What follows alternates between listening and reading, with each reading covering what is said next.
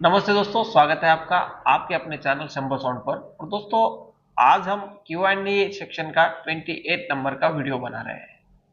आज भी हमने कुछ सवाल शॉर्टलिस्ट करे हैं और जिनके बारे में हम डिस्कस करेंगे। देखिए, मैं जो आपको राय देता हूँ वो जो जितना नॉलेज मुझे है उस हिसाब से देता हूँ। आप वीडियो देखिए, आपको ये मेरे सजेशन कैसे लगते हैं कमेंट जरूर कीजिए। तो पहला जो सवाल है वो है आशीष शेंडे का और डीजे शेखर, दोनों भाइयों का एक ही सवाल है कि 21 इंच में कोई बढ़िया स्पीकर बताओ बेस के लिए। और जो आजकल काफी 21 इंच ट्रेंड हो रहा है, काफी लोग 21 इंच ही सेटअप लेना चाहते हैं। तो 21 इंच में बढ़िया स्पीकर तो आपके बजट पर बहुत सारी बातें निर्भर करती है। तो मैं आपको टॉप से लेके नीचे तक गिनवा देता हूं। अगर आपके पास बजट का कोई टेंशन नहीं है तो आप बीएनसी के लिए जाए या फिर 18 साउंड के लिए जाए, ये तो हो गया एकदम बढ़िया लेवल। और अगर इतना आपका बजट नहीं है, इससे कम चाहिए, तो आपके पास बहुत ही बढ़िया ऑप्शन है। एक है लाओचे, दूसरा है डायनामाइट और तीसरा है पिंटो। पिंटो और लाओचे में आपको बहुत ही बढ़िया नियोडियम स्पीकर मिलेंगे। और डायनामाइट में तो बेस के लिए महाराष्ट्र में काफी चला है उनका फेराइट का स्पीकर 21 इंच में, वो भी आप प्रेफर कर सकते हो डायनामाइट बेस में। अगर इससे भी आपका बजट कम है तो आप एएसएस के लिए जा सकते हो, जहां पर आपके जो आप पैसा लगाएंगे आपको ऐसा लगेगा कि मेरा पैसा वेस्ट नहीं गया, बिल्कुल मुझे मेरे पैसे से कुछ ज्यादा ही मिला है। या इसके साथ और एक ब्रांड है एवी प्रो, बढ़िया स्पीकर होते हैं उनके भी, आप वो भी खरीद सकते हो। एवी प्रो और एएसएस दोनों में आपको कम बजट में नियोडियम भी मिलेंगे। और जितना पैसा आप लगाओगे उस हिसाब से कुछ गुना आपको बेस्ट ही रिजल्ट ये स्पीकर भी देंगे। अगला सवाल है राजपूत ऑडियो इस अकाउंट से, और उन्होंने पूछा है कि जो रेगुलर हमारा एनालॉग क्रॉसओवर है उसके साथ क्या हम प्रेशर मिड यूज कर सकते हैं। तो बात यह है कि क्या करना चाहिए या नहीं, ये पहले हमें सोचना चाहिए। तो मेरा मानना है कि हमें एनालॉग जो क्रॉसओवर है उस पर प्रेशर मिड नहीं यूज करनी चाहिए। ये मेरी पर्सनल राय है, लेकिन चल सकते हैं क्योंकि एनालॉग क्रॉसओवर को भी हम 4 वे सेटअप कर सकते हैं, उसमें 4 वे उसको यूज कर सकते हैं।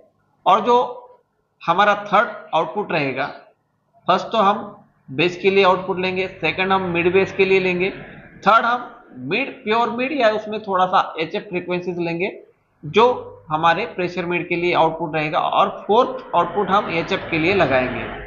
लेकिन मेरा मानना है कि आपको डिजिटल क्रॉसओवर के साथ ही प्रेशर मिड यूज करने चाहिए। वो इसलिए क्योंकि एनालॉग क्रॉसओवर में कोई भी कभी भी कोई भी बटन घुमा सकता है, गलती से घूम सकता है, और बहुत ही सेंसिटिव कॉइल होते हैं प्रेशर मिड के। और जितने सेंसिटिव होते हैं उतने ही महंगे होते हैं। अगर एक बार आपके 3-4 या दो ही, मैं कहूंगा प्रेशर मिड के 400 वाट का प्रेशर मिड हो, दो ही आपके अगर कॉइल उसके उड़ जाए, जल जाए, तो आपके क्रॉसओवर के पैसे तो निकल गए। तो इतना महंगा कॉइल आता है प्रेशर मिड का। तो जरूरी है कि आप डिजिटल क्रॉसओवर ले ही ले और फिर प्रेशर मिड यूज करें। लेकिन ऐसा नहीं है कि एनालॉग पे नहीं चलेगा, लेकिन वहां पर खतरा बहुत है। तीसरा सवाल है महतो मन्नू भाई का, और उन्होंने पूछा है कि बेस्ट लाइनरी हम कंप्लीट कैसे करें, मतलब कस्टमाइज लाइनरी की वो बात कर रहे हैं। तो पहली बात तो भाई ये है कि आप लाइनरी का जो भी प्रोडक्ट बनाएं, अगर आप लाइव के लिए काम करते हो और हर बार आपको सेटअप अलग अलग जगह लगाना है, तो आप सारे उसके कंपोनेंट नियोडियम में खरीदे, स्पीकर एचएफ सारे कंपोनेंट। अब आप यहां पर कहोगे कि हमें ब्रांड बताओ, आपने तो ये भी बताया नहीं कि आपको 10 इंची लाइनरी करना है, 8 इंची करना है या 12 इंची करना है। लेकिन ओवरऑल मैं आपको बता देता हूं कि अगर आप लाइनरी कस्टमाइज करना चाहते हैं, इसका मतलब ये है कि आपका बजट थोड़ा सा टाइट है। तो आप नियोडियम में आप अच्छे क्वालिटी के स्पीकर और बजट फ्रेंडली स्पीकर आपको मिल जाएंगे, एवी प्रो के, एएसएस ऑडियो के, और इस तरह के अन्य काफी ब्रांड के भी प्रोडक्ट मार्केट में अवेलेबल है। आप देखकर अच्छा प्रोडक्ट चुनकर ले लीजिए और अपनी लाइनरी बढ़िया तरीके से बना लीजिए। एक बात मैं आपको बताना चाहता हूं कि लाइनरी के लिए सिर्फ कंपोनेंट नियोडियम लोगे ये भी बात काफी नहीं है, आपको कैबिनेट उसका जो मेकिंग फिनिशिंग है वो देखना होगा, और वो भी काफी इंपॉर्टेंट है। बढ़िया क्वालिटी के कैबिनेट भी आपके अच्छी लाइनरी के लिए चाहिए ही चाहिए। अगला सवाल है रोहन भाई का, और इन्होंने कहा है कि टॉप के लिए बेस्ट स्पीकर सजेस्ट करें। लेकिन इनका भी सवाल पूरी तरह से अधूरा ही है, ना ही इन्होंने बताया कि कहाँ यूज करनी है, लाइव में करनी है, डीजे में करनी है, कुछ भी बताया नहीं, और किस साइज के स्पीकर में करनी है ये भी बताया नहीं है।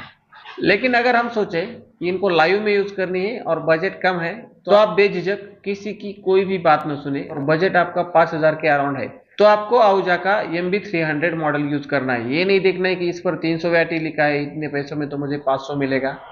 आपको वो स्पीकर यूज करना है, आपको बेस्ट रिजल्ट मिलेंगे। हाँ, अगर उससे बढ़िया आपका बजट है, न्यूडियम का बजट है, तो और अच्छी बात है।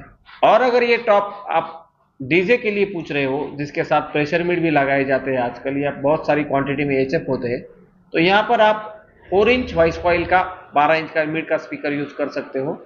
और वो सभी ब्रांड के लगभग मिलने लगे हैं, 600 वाट के अराउंड उसका आउटपुट हमें मिलता है। लेकिन उसमें भी आपको अगर थोड़ा सा बढ़िया स्पीकर चाहिए तो आइसमैन की तरफ से एक स्पीकर आता है, 1000 वाट का उसका आउटपुट है 4 इंच वॉइस कॉइल में, वो भी बहुत बढ़िया स्पीकर है और बजट आपके 10,000 के अराउंड वो स्पीकर मिल जाएगा। अगला सवाल है बॉबी भाई का, और उन्होंने पूछा है कि पंच के लिए 2500 वाट में कोई बढ़िया स्पीकर बताओ।